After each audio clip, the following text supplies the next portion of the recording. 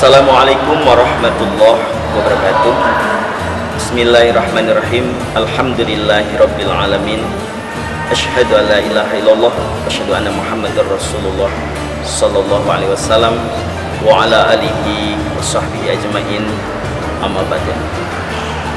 Para pemirsa yang dimuliakan oleh Allah, indahnya dan nikmatnya bulan Ramadan tentu merupakan sebuah anugerah dari Allah Subhanahu wa taala.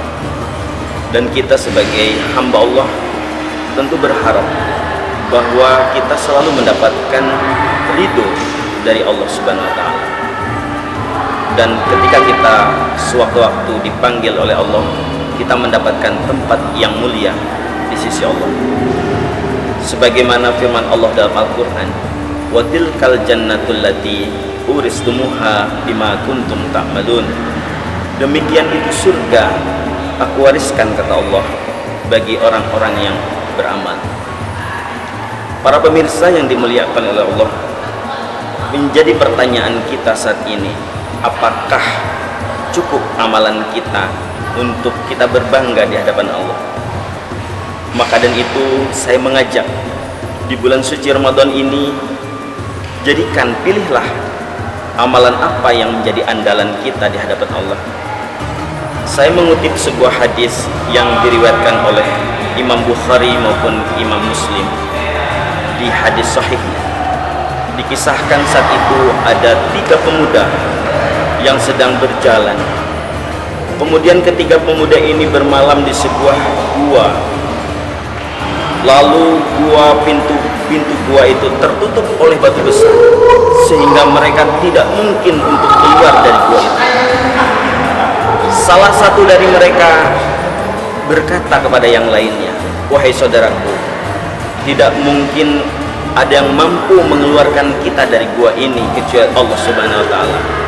Maka dan itu, mari kita berdoa kepada Allah dan sebutkan amalan kita yang paling kita banggakan kepada Allah Subhanahu wa taala."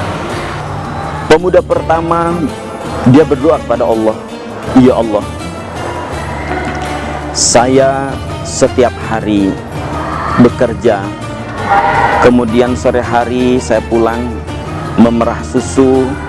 Setiap hari yang pertama aku berikan susu ini kepada kedua orang tua saya.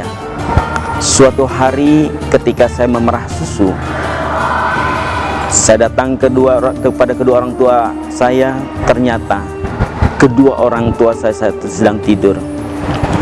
Saya merasa benci, ya Allah, apabila saya berikan susu ini kepada anak-anak saya, padahal anak-anak saya menangis memohon kepada saya untuk meminum susu itu. Akhirnya saya tunggu di sisi pembaringan kedua orang tua saya. Tidak terasa malam pun berlanjut sampai subuh dan orang tua saya bangun. Saya berikan susu ini kepada kedua orang tua saya dan anak-anak saya sudah tertidur. Ya Allah, kalau memang amalan saya ini menurut-Mu berharga, bukakanlah pintu dari batu besar ini, ya Allah." Ajaibnya para pemirsa, atas izin Allah, pintu gua yang tertutup dengan batu bergeser batunya.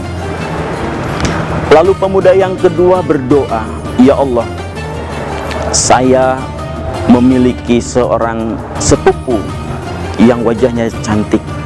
Saya jatuh cinta kepada sepupu saya ini. Setiap saya ajak untuk menikah tidak mau. Kemudian setelah sekian lama sepupu saya datang memohon bantuan untuk diberikan uang. Lalu saya sepakati dengan syarat saya akan berikan 120 dinar emas, tapi dia mau tidur dengan saya. Anehnya sepupu saya ini mau, mungkin karena butuhnya dia saat itu. Lalu ketika hendak saya pergauli sepupu saya, dia berkata, "Wahai saudaraku, takutlah kepada Allah."